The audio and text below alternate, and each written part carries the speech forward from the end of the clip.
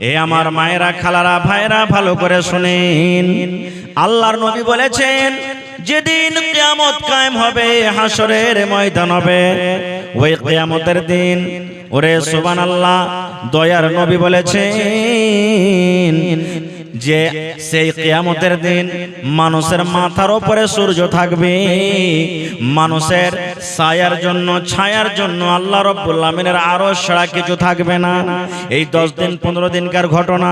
ওরে সুবহানাল্লাহ, এত রোদ, এত গরম, এত রোদ, যে রোদে আমরা বাইরে থাকতে পারি না, মাঠে গিয়ে কাজ করতে পারি না, এত গরম, এত রোদ, সুবহানাল্লাহ। কিন্তু বন্ধুরে, আজকে কত কোটি কোটি মাইল উঁচাতে সূর্য আছে, যার রোদ, যার গরম আমরা সহ্য করতে পারি না।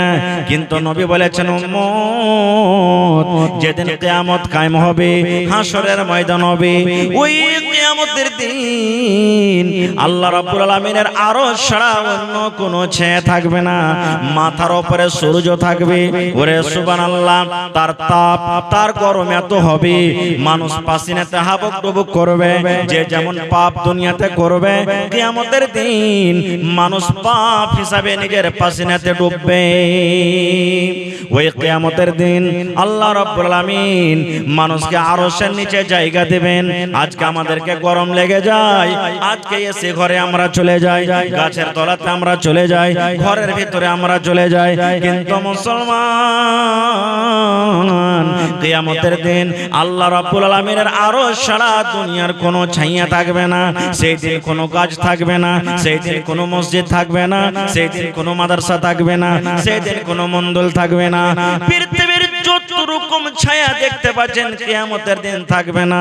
দয়ার নবী বলেছেন, উম্মত, এই বেঁচে থাকা কালে এই জমিনের উপরে 7 প্রকারের যদি তোমরা আমল করে যাও, 7 রকম যদি তোমরা নেক কাজ করে যাও, আল্লাহ রাব্বুল আলামিন কিয়ামতের দিন ডাক দিবেন আর বলবেন, বান্দা বান্দিরে, এসো এসো, তোমরা আমার আরশের তলাতে জায়গা নিয়ে নাও।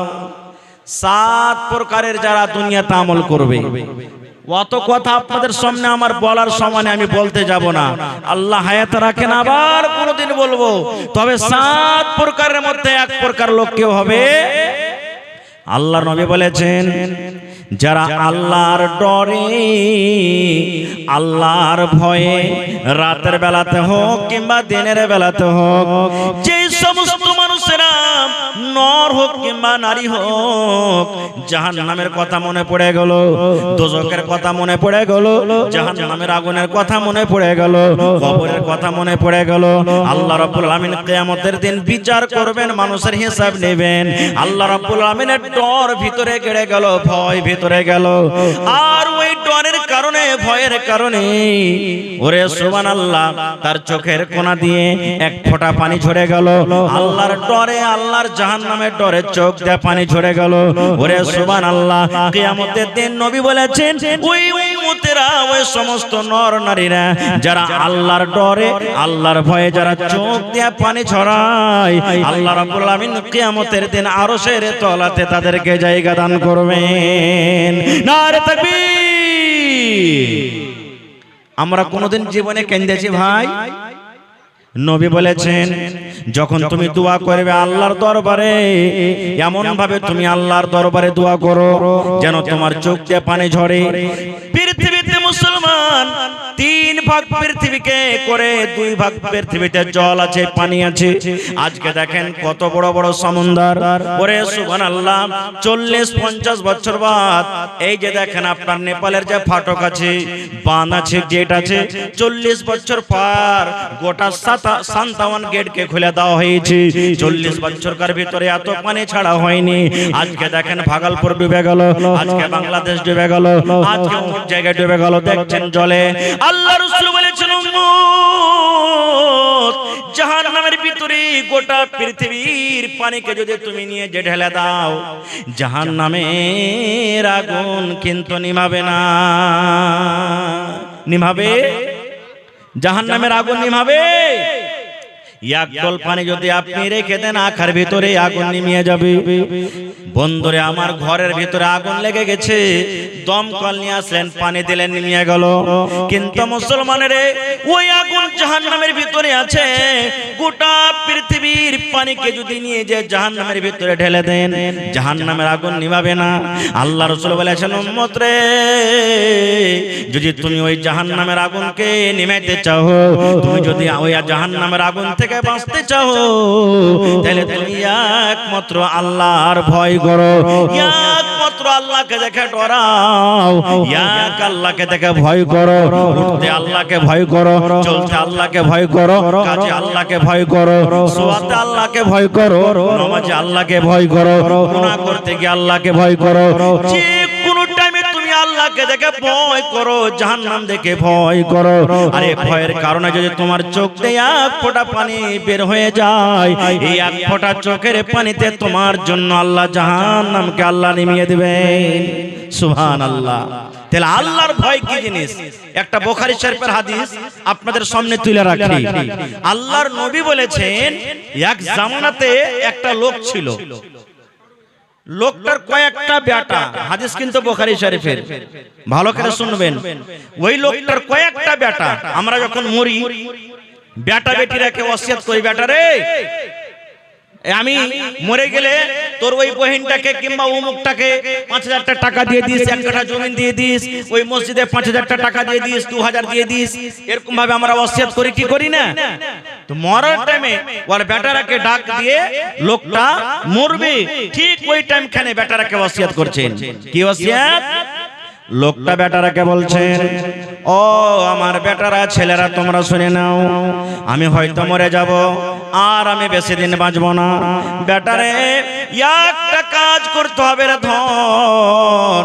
আমি যখন মরে যাব, আমার যখন শ্বাসটা বন্ধ হয়ে যাবে, আমার শ্বাস বন্ধ হওয়ার পর খবরদার খবরদার তোমরা আমাকে জমিনে দফন করিও না। মানুষ মরতে গেলে আমরা কোথায় দফন করি ভাই? কবরে, কবরস্থানে, নাকি? কিন্তু লোকটা বলছেন, বেটারে, আমার মায়েরা, খালারা শোনেন, লোকটা নিজের বেটারাকে ওয়াজ করছেন, বেটারে, আমি যখন মরে যাব, আমার মরার পর আমার লাশটাকে খবরদার তোমরা জমিনে দফন করিও না। বেটারা বলছে, হাজি আব্বা, আপনার লাশটা যদি জমিনে দফন না করবো তো কি করব? বলছে, বেটারে, আমার লাশটাকে নিয়ে তোরা চলে যাবি ময়দানে, মাঠে কাঠ জমা করবি, লকড়ি জমা করবি, লকড়ি জমা করবি, বাঁশ জমা করবি, কাঠ জমা করবি, আর লকড়িতে আগুন ধরিয়ে দেবে। আগুন ধরিয়ে দেওয়ার পর আমার এই লাশটাকে তোরা জ্বালিয়ে দেবে, ছাই করে দেবে, পুড়িয়ে দেবে। ছাই করার পর, বেটা ধনেরা, তোমরা শোনো, আমার কিছু ছাই কটাকে নিয়ে কেউ বাতাসে ছিটিয়ে দেবে, কেউ জমিনে পুঁতে দেবে, আর কেউ কিছু ছাই নিয়ে তোরা সমুদ্রে নদীতে ভাসিয়ে দেবে। বেটারা বলছি, আব্বা গো, কেন এই কাজ করব?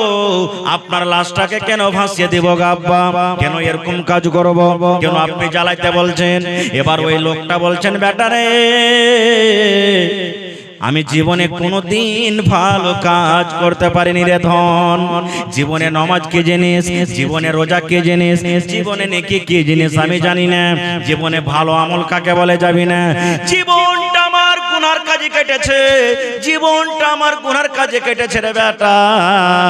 আমি কোনোদিন মরার ভয় করিনি, আল্লাহকে দেখে কোনোদিন ডরাইনি, আল্লাহর জীবনে কোনোদিন আমার ভয় হয়নি। কিন্তু ধন রে, এখন আমি মরে যাব, এই মরার টাইমে, মরার সময়তে আমাকে আল্লাহকে বলে ভয় হয়েছে, ডর হয়েছে। আমি আল্লাহর দরবারে খালিস নিয়তে তওবা করছি। বেটারে, আমার লাশটাকে জ্বালিয়ে দিবে রে ধন। যদি আল্লাহ রাব্বুল আলামিন ক্ষমতা রাখেন, কিয়ামতের দিন যদি আল্লাহ আমাকে জীবিত করে দেন, তাহলে আল্লাহ রাব্বুল আলামিন যখন আমাকে হিসাব করবে, আমি হিসাবের জবাব দিতে পারবো না।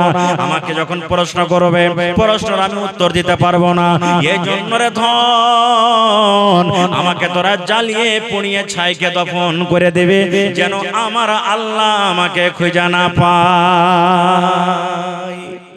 বলছে, বেটারে, দফন করবি না, এই লাশটাকে জ্বালিয়ে ছাইকে পুঁতে দিবি, পানিতে ভাসিয়ে দিবি। না হলে যদি আমাকে না জ্বালাস, আমার আল্লাহ যদি ক্ষমতা রাখেন কিয়ামতের দিন আমাকে জীবিত করে হিসাব ধরবে, আমি হিসাব দিতে পারবো না, জাহান্নাম আমাকে যেতে হবে। আমাকে পুড়িয়ে দিবি আর ছাই ভাসিয়ে দিবি যেন আমার আল্লাহ আমাকে খুঁজিয়ে না পায়। বলেন তো, ছাইগালা ভাসিয়ে দেওয়ার পর, পুড়িয়ে দেওয়ার পর আল্লাহ তাকে দ্বিতীয়বার জীবিত করার ক্ষমতা রাখেন কি রাখেন না? জোরে বলেন, রাখেন। আপনাদের বিশ্বাস আছে না নেই? আছে। সুবহানাল্লাহ। মত একটা এমন জিনিস ভাই, সবাই দেখে ভয় করে নাকি? ভয় করে না? সবাই ভয় করে, আর বিশ্বাসও আছে। আমরা যখন আমাদের মা বাপ দাদু দাদি নানা নানি উমুক তুমুককে যখন নিয়ে যাই, মনে কত ডর ভয় হয়। আজকে আমি কাউকে কান্দাতে নিয়ে যাচ্ছি, একদিন আমাকে অন্য মানুষের কান্দাতে হবে না? হবে না? আমরা যেমন সুবহানাল্লাহ আলহামদুলিল্লাহ লা ইলাহা ইল্লাল্লাহ যত দোয়া পড়ছি, দেখবেন যদি হিন্দু ভাইরা আশেপাশে থাকে, দেখবেন যখন ওদের লাশকে নিয়ে যাবে তখন কি বলবে? রাম নাম সত্য হ্যাঁ সবকা यही গত হ্যাঁ, রাম নাম সত্য হ্যাঁ সবকা यही গত হ্যাঁ। শুনেছেন কোনদিন? তারা বলে রাম নাম সত্য হ্যাঁ। রাম যাকে আমরা বলি আল্লাহ, আল্লাহ হলো সত্য, ভগবান হলো সত্য, সবকা यही গত হ্যাঁ। এই যে লাশটাকে নিয়ে যাচ্ছি এটা হলো সত্য, একদিন সবারই সাথে ঘটবে। আর আল্লাহ কোরআনে বলছেন কুল্লু নাফসিন যায়কাতুল কি আছে? মত। মত একটা এমন পেয়ালা, এমন শরবত, যে শরবত একদিন পান করতে হবে। না হবে না ভাই? জোরে বলেন, হবে না? হবে না? হবে। সুবহানাল্লাহ। ঠিক লোকটা মরে গেল, বাপকে বলেছেন আমাকে জ্বালিয়ে দিবি, লাশটাকে নিয়ে মাঠে ময়দানে চলে গেল বেটারা। লোকড়ে জমা করা হলো, লোকড়ে জমা করার পর বাপকে জ্বালিয়ে দেওয়া হলো, লাশ পুড়ে ছাই হয়ে গেল। আব্বার কথা মতো একটা বেটা কিছু ছাইকে জমিনে দফন করে দিল, একটা বেটা হাওয়াতে এরকম ভাবে ছিটিয়ে দিল, আর একটা বেটা কিছু পানিতে ভাসিয়ে দিল। কেন করেছে কাজ? আদেশ করেছে যেন আমার আল্লাহ আমাকে জীবিত করতে না পারে। কিন্তু আল্লাহ রাব্বুল আলামিন কোরআনে বলেন ইন্নাল্লাহা আলা কুল্লি শাইইন কাদির। কি আল্লাহ তাকে জীবিত করার ক্ষমতা রাখে না? রাখেন। আল্লাহ যদি বলেন কোন, আল্লাহ খালি মুখ দিয়ে যদি বলে দেন কোন, মানে কোন বলার সাথে সাথে ফায়াকুন মানে হয়ে বসা আছে, হয়ে বসা আছে। কোন বলার সাথে সাথে হয়ে বসা আছে। আল্লাহ এত বড় দয়াবান ভাই, আমার ওদিকে আমি যাব না।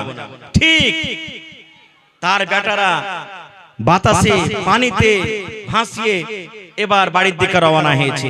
বাড়ি এখনো পৌঁছেনি, আল্লাহ রাব্বুল আলামিন বাতাসকে অর্ডার করলেন, এ বাতাস শোন, এই পানি শুট, পানি রে তোকে আমি এই জন্য তৈরি করেছি রে, পানি শ্রেষ্ঠ করেছি যে তুই একটা জিনিসকে অন্য জায়গাতে ভাসিয়ে নিয়ে চলে যাবে, এটা তোর ক্ষমতা আছে, আমি তোকে এটা পাওয়ার দিয়েছি। জমিন শোন, তোর ভিতরে যখন কোনো জিনিস গাড়া হয়, দফন করা হয়, তুই ওকে কলিয়ে দেবে, সরিয়ে দেবে। কিন্তু রে শুন, পানি শুন, এই বাতাস শুন, আমি আল্লাহ রাব্বুল আলামিন অর্ডার করি এই লোকটার ছাই, এই যে তার ছেলেরা ছাইগুলাকে তোর ভিতরে ছেড়ে দিয়েছি। এই বাতাস শুন, এই মাটি শুন, এই পানি শুন, সমস্ত ছাইগুলাকে তোরা এক জায়গাতে জমা করে দে। আচ্ছা বলেন তো, মাটি বাতাস পানি আল্লাহর কথা শুনে কি শুনে না? জোরে বলেন। আচ্ছা আপনারা বলেন তো, কোন নবীকে আগুনে ফেলে দেওয়া হয়েছিল? হযরত ইব্রাহিম আলাইহিস সালামকে আগুনে ফেলে দিলেন। যখন আগুনে ফেলবেন ওই টাইমে আল্লাহর ফেরেশতারা আয়েশা ইব্রাহিম নবীকে বলছেন, ইব্রাহিম আপনি যদি একবার বলেন এক ফুঙ্গে সমস্ত আগুনকে নিভিয়ে দেব। কিন্তু ইব্রাহিম নবী কি বলেছিলেন? এরে ফেরেশতার দল, তোমাদের সাহায্যের আমার দরকার নয় রে, এই আগুন দেখে আমি ভয় করি না, ডরাই না, কারণ আল্লাহ রাব্বুল আলামিন যদি আমাকে বাঁচাতে চাহেন, আল্লাহ রাব্বুল আলামিন ডাইরেক্ট দেখছেন, আল্লাহ রাব্বুল আলামিন আমাকে বাঁচিয়ে দেবেন। যেমন এই কথাটা বলা, আল্লাহ রাব্বুল আলামিন এবার আগুনকে ডাকতে বলছেন, ইয়া নার, কি ডাকতে বলছে? ইয়া নার, নার মানে হলো আগুন, এ আগুন কুনি বারাদাও ওয়া সালামান আলা ইব্রাহিম, আমার ইব্রাহিমের উপরে তুমি ঠান্ডা হয়ে যাও, সালামতিওয়ালা হয়ে যাও। আগুন রে তুমি এত ঠান্ডা হয়ে যাও না যে আমার ইব্রাহিম ঠান্ডার কারণে যেন মরে না যায়, আর আগুন তুমি এত গরম হয়ে যাও না যে তোমার গরমের কারণে যেন পুড়ে না যায়। তুমি সালামতি হয়ে যাও যেন আমার ইব্রাহিম পোড়া দূরের কথা, তার শরীরের একটা রোঁয়া পর্যন্ত না পড়ে। ইব্রাহিম নবী পুড়েছিলেন, জোরে বলেন পুড়েছিলেন। তাহলে আগুন কার কথা শুনলে? জোরে বলেন আল্লাহর কথা। আর আগুন তো আগুন দূরের কথা, সমুদ্রের মাছ পর্যন্ত আল্লাহর কথা শুনেছেন, শুনেনি? জোরে বলেন শুনেছে কে শুনেনি? কোন নবীকে মাছে গিলেছিল? ইউনূস নবীকে। মাছে তো গিলে নিলে ভাই, কিন্তু হজম করতে পারে না, মাছ এদিক ওদিক টাপিয়ে বেড়ায়। আর মাছের পেটের ভিতরে গিয়ে ইউনূস নবী একটাই দোয়া, লা ইলাহা ইল্লা আনতা সুবহানাক ইন্নী কুনতু মিনাজ জালিমিন। মুসিবতে পড়বেন এই দোয়াটা পড়বেন, পেরেশানিতে পড়ে গেছেন দোয়াটা পড়বেন, আল্লাহ মুসিবত আপনার দোয়া কবুল করবে, দূর করবে, মন হালকা হয়ে যাবে। লা ইলাহা ইল্লা আনতা সুবহানাক ইন্নী কুনতু মিনাজ জালিমিন, এই দোয়া পড়ছেন। মাছের পেটে থাকতে গেল, আল্লাহ জানেন কি জানেন না? জোরে বলেন জানছেন। এই দোয়া মুখ দিয়ে বের হয়, আরশ পর্যন্ত চলে গেল, আরশের চারিদিকে দোয়া ঘুরছে। আল্লাহ তাবারক ওয়া তাআলার আরশকে যে ফেরেশতারা উঠে আছেন তারাও দেখছেন, শুনতে পেয়েছেন যে দুনিয়াতে কোন এমন মানুষ মুসিবতে আছে আল্লাহ জি, যে এত কষ্টতে পেরেশানিতে আছে, আল্লাহ তোমাকে ডাকছে, তোমারই একমাত্র জিকির আজকার করছে, আল্লাহ তুমি তারপরে দয়া করো।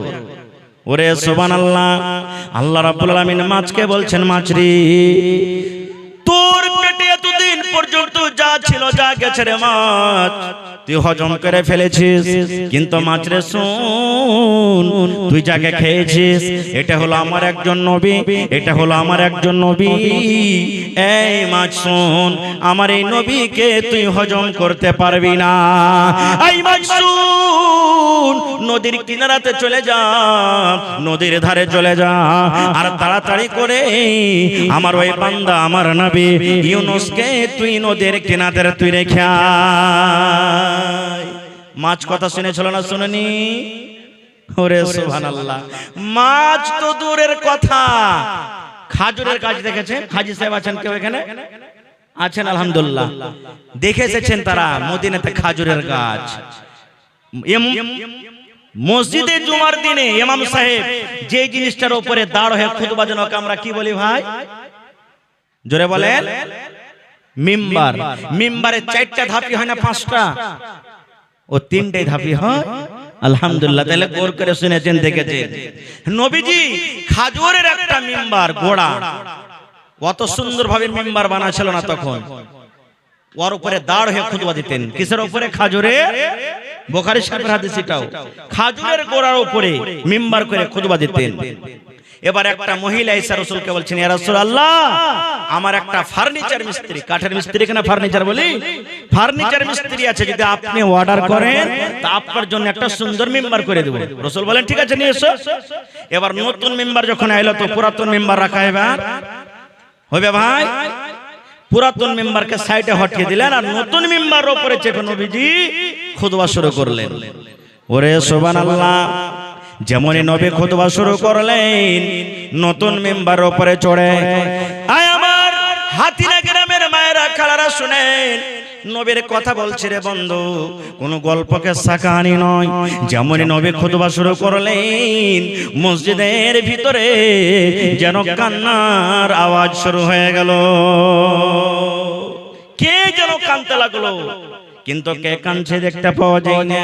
কান্নার আওয়াজ আসছে, কিন্তু কে কাঁদছে দেখা যায় না। আল্লাহ রাসূল বললেন, সাহাবীরা দেখো তো তোমাদের মধ্যে কে এমন কাঁদছে রে, কে এমন কাঁদছো? কার চোখ দিয়ে পানি ঝরে? কান্নার আওয়াজ আমি শুনতে পাই। সাহাবায়ে কেরাম বলছেন আমরাও কান্নার আওয়াজ শুনতে পেলাম, কিন্তু কে কাঁদছে আশেপাশে দেখছি, লোকটাকে দেখা যায় না। এই করতে করতে আল্লাহুস সামাদ, আল্লাহ রাসূল বললেন সাহাবীরে তোমাদের মধ্যে কেউ কান্দে না রে বাবা, কেউ কান্দে না। এই যে দেখো পুরাতন মিম্বার, যে মিম্বার উপর আমি দাঁড় হয়ে আগে খুতবা দিতাম, ওই পুরাতন মিম্বার কান্দে।